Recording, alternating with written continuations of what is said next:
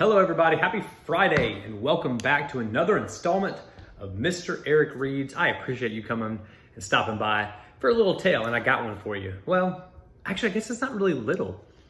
In fact, it's Mac Barnett's Billy Twitters and his blue whale problem. So yeah, this is not going to be a little problem. So sit back, relax, and enjoy this tale right here on Mr. Eric Reads. Mom says,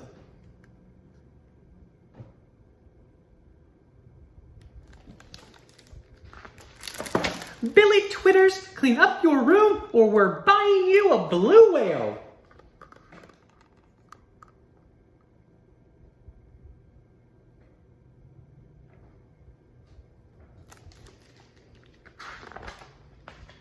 She says, Billy, brush your teeth. Billy, finish your baked peas or we're buying you a blue whale. But I'm not worried. See, I know a thing or two about blue whales. I mean, they're the biggest animals in the world, ever. It's not like you can just have one delivered to your house overnight.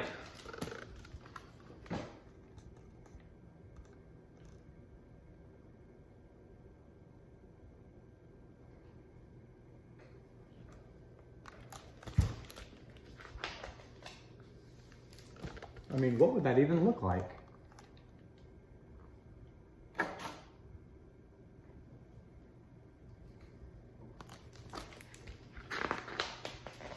So the next morning, I feel like something's watching me.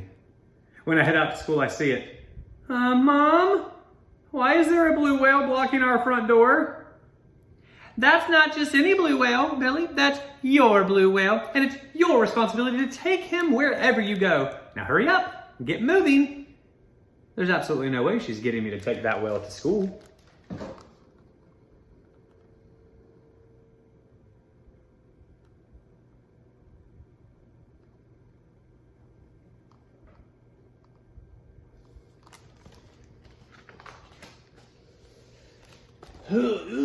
I'm gonna lug it up the hill.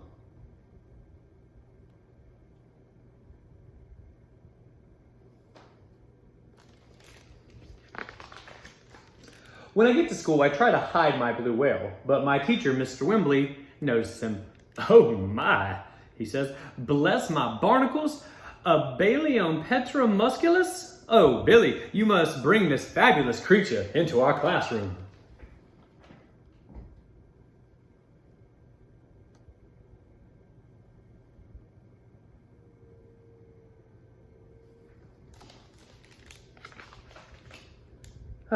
This is not going well.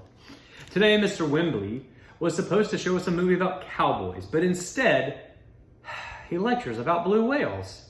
Now listen up, kiddos. Did you know that instead of teeth, blue whales actually have baleen? It's like a giant comb that traps food inside their mouths, and it's made out of the same stuff as our fingernails. Gross, someone says. But what about our cowboy movie, says someone else. This is your fault, Billy Twitters.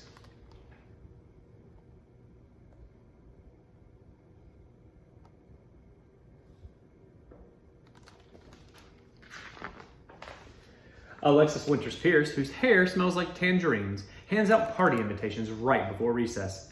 Hey Billy, she says, I'm having a pool party on Saturday. You should come. Great, I say. But I'll have to bring my blue whale along. That's fine, right? Well, your whale can't fit in my pool. Sorry, Billy. You're uninvited.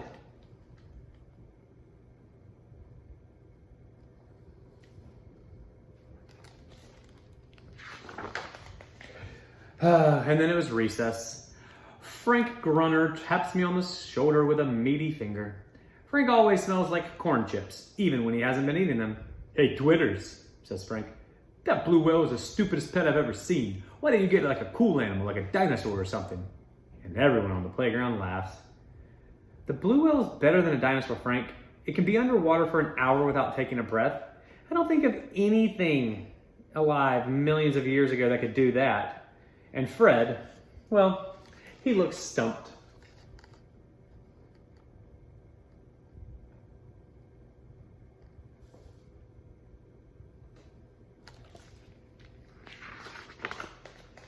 But then, Tilby Peel, the class know-it-all, speaks up. Actually, Billy, the scientists believe that the Paleosaurus, or the Plesiosaurus, could die for 2 hours without surfacing for air.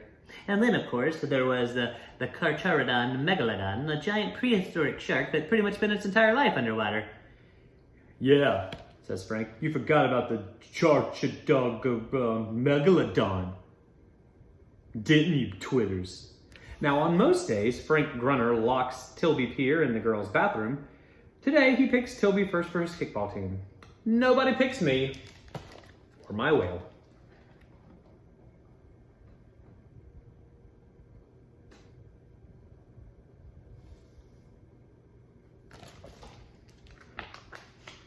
After school, the bus breaks down. I'm trying to sneak my whale past everybody when Mr. Whitbread, the bus driver, sees me. Hey, Billy, he says.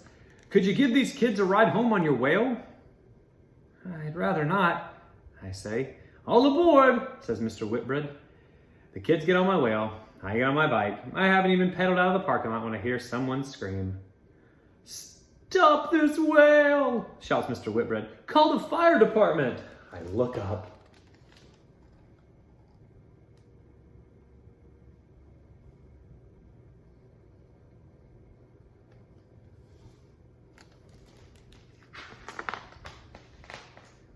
Tilby Pill is stuck in the blowhole.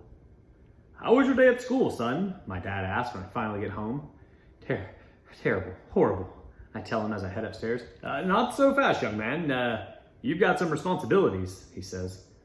Responsibilities? I ask. That's right. According to the Blue Whale Owner's Manual,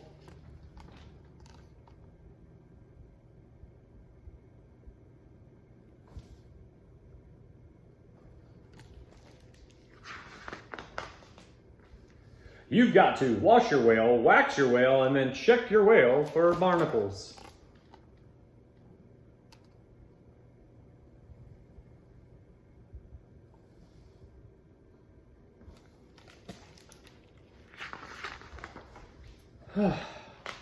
What?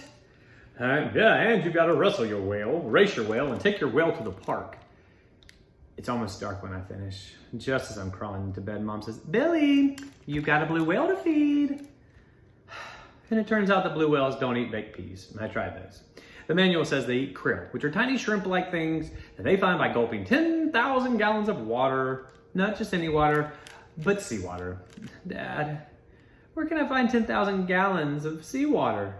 Dad looks up from the television. Try the sea, he says. And that's the actual size of krill.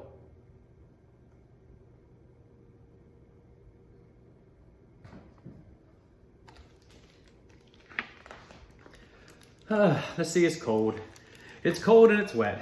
And it looks like it's trying to eat the dog. And there's an old boat captain just watching me grinning. Ahoy there, says the captain. That's a lot of water for a wee boy like you. If I didn't know better, I'd say you were feeding a blue whale. And he starts laughing. But I don't find his joke very funny.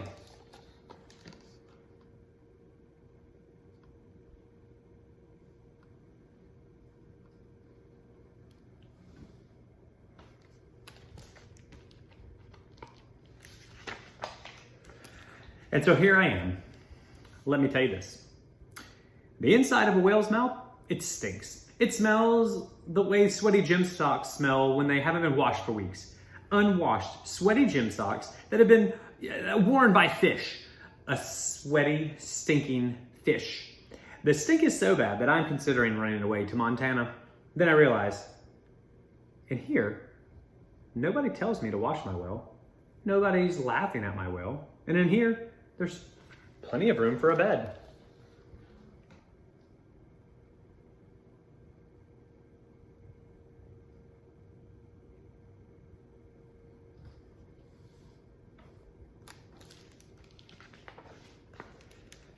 So I move in.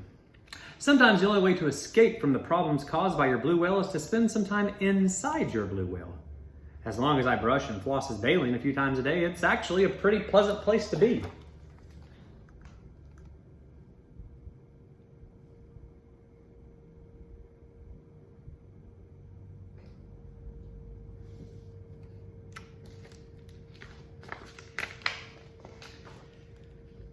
And best of all, a room this big never looks messy. The end. That was Mac Barnett's Billy Twitters and his blue whale problem right here on the Friday edition of Mr. Eric Reads. I hope that you guys had a wonderful day at school and that you are geared up and excited for a relaxing weekend. Please continue to stay safe and healthy, remembering to wash your hands. Please practice kindness in everything that you do, and bink, bink, read a book every single day. It's good for your brain. Until next time, Mr. Eric signing off. I'll see you guys tomorrow.